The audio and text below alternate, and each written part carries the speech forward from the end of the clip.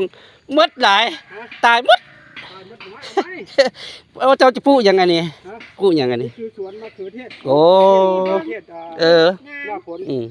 อันนี้เขาเรียกว่ามะขิดเครือประสบผลสำเร็จแล้วเจ้าขอบคุณเสียศักดิ์นะครับมาแฟนมาเบิ่งไรนาส่วนผสมโคกนาโมเดลเป็นกระถ่ายคลิปพร้อมตัดต่อเอาเพราะว่าชีวิตคนเฮาดันมักบ่คือกันบางคนก็มักแบบลำบากได้บางคนก็มักพอดีอย่างเฮากับเสียศักดิ์ที่มักพอดีพองามได้ก็ดีมากบ่งามก็แล้วไปหุงชุกเห็นแล้วนี่คือมะละกอสุกเอาให้เลยก็ได้โอ้คนที่เกษตรคนเกษตรนี่บ่ฮู้ขอมีแต่อยากให้เตี้ยดาได้เติบโตโอ้ขอบคุณหลายเด้อเอาเม็ดไปปลูกพร้อมถ้าย่างนี่มันสิเชื้อแฉะถ้าย่างออกมาบ่เป็นหยังบ่เชื้อแฉะบ่ได้ญาติคนมักเกษตรเขาบริยานแบบนั้นผมมายานี่คือมักซิดาพันใหญ่นี่ก็ดีเป็นดอกมักเพชรตัวนี้กิโลละ50 บาทลายภาษาผู้ไทยภาษาผู้ไทยเป็นภาษาแบบบ้านเฮานะประสบผลสำเร็จคักมาพริกนี่โอ้ของค่อยปลูกตายหมดอันนี้เขาเรียกว่ามาก็เตี้ยโอ้แก้วกระดงเราจะสังเกตแบบไหนต้นมาหลายสาเหตุแม่นบ่ต้นมาหลายเพิ่งปลูกได้วันนี้เป็นวันที่28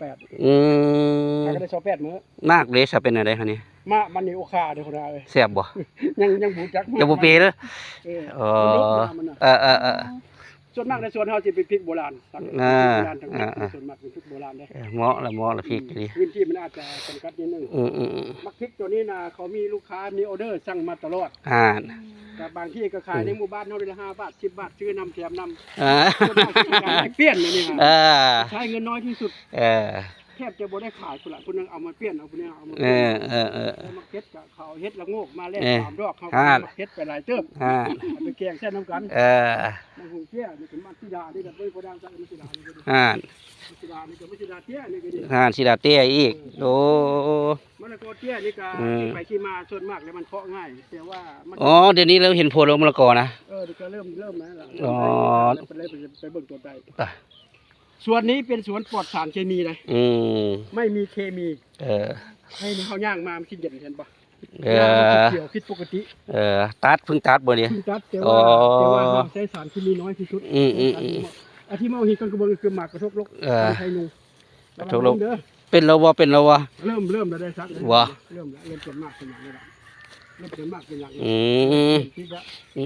พื้นที่เขาอาจจะเก็บอันนี้มาพักเลยวะมากมาพักอันนี้เราเบิ่มมากอันนี้จะให้ตัวอยู่ดิบ่อ๋อที่เอาไปชุดนั้นน่ะมากระดิ่งพิษมือเช้านี่4 กิโลมากระดิ่งนะคนน่ะเธอนี่ก็มีครบนี่น้ำมักส่วนมากเราจะใช้น้ำหมักเด้อนี่ไร่พวกเราจะใช้น้ำหมักหมดเลยบ่มีสารเคมีเลยมีสารเคมีคนเดินมาเบิ่งงานเมื่อเช้าที่เขามาเบิ่งหมู่มาเบิ่งเห็นเอาน้ำหมักนะน้ำหมักเนี่ยเฮ็ดบ่ได้ยากเพิ่นก็เฮ็ดน้ำหมักคือกันอันนี้เพราะว่า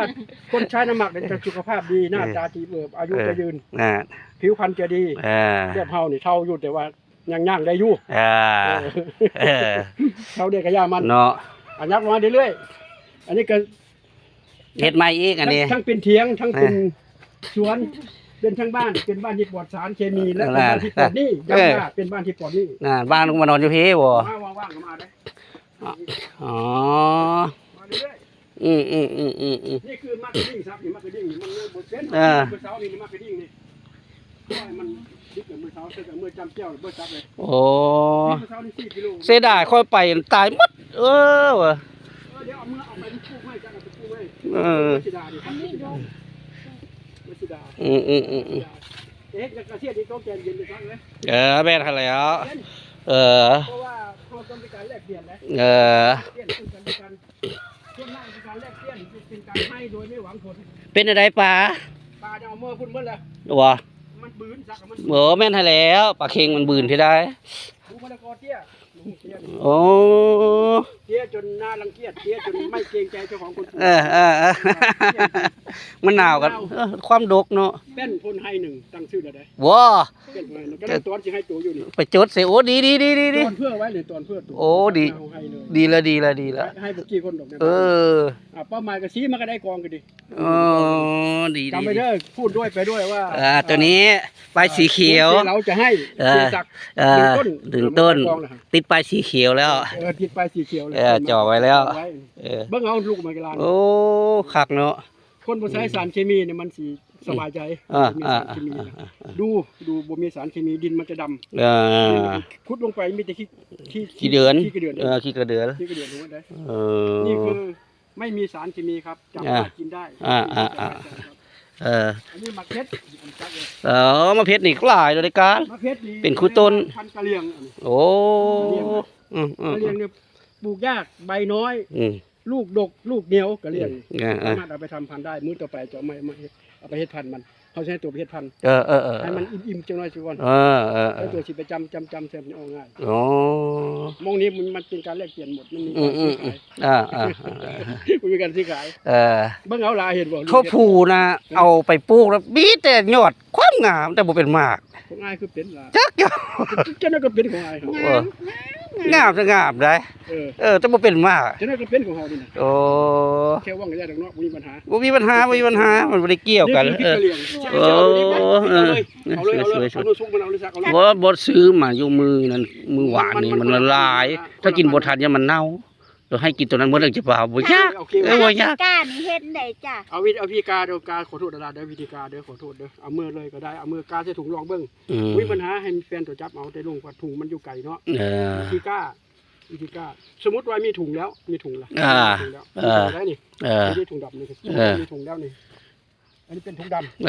ถุงดำแบบนี้มันคาดแล้วเฮาปูแล้วนี่ถุงดำเอาถุงนี้ก็ได้ล้านบ่เป็นหยังลองสาธิตนำถุงดำไปซื้อบ่เป็นหยังดอกถุงดำนี่กองจับเอาดินใส่นี่ดินเดี๋ยวใส่นี่ดินใส่เลยนี่ดินใส่ส่วนว่าดินเตรียมถุงแล้วดินเตรียมถุงแล้วมันเต็มแล้วเนาะเอาเตรียมฮักเลยล่ะ